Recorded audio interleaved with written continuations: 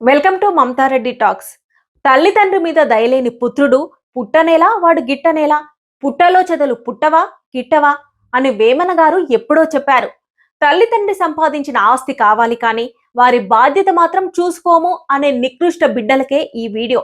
విషయం ఏంటంటే, వృద్ధాప్య తల్లిదండ్రుల్ని పట్టించుకోకపోతే వారి ఆస్తిని అనుభవించే హక్కు పిల్లలకు లేదని మరోసారి స్పష్టం చేసి, అలాంటి సంతానాన్ని బయటకు వెళ్ళగొట్టొచ్చు అని సుప్రీంకోర్టు తేల్చి చెప్పింది.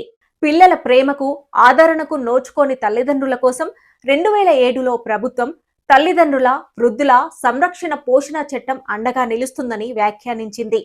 మహారాష్ట్రకు చెందిన 80 ఏళ్ల వృద్ధ జంట తమ కుమారుడు తమను పట్టించుకోవడం లేదంటూ సుప్రీంకోర్టును ఆశ్రయించారు. అప్పుడే ఈ తీర్పు వచ్చింది. తల్లిదండ్రుల సంరక్షణ పోషణ చట్టం ప్రకారం ప్రత్యేకంగా ఏర్పాటైన ట్రిబ్యునల్లు కన్నవారిని పట్టించుకోని బిడ్డల విషయంలో వెంటనే విచారణ జరుపుతాయని తెలిపింది.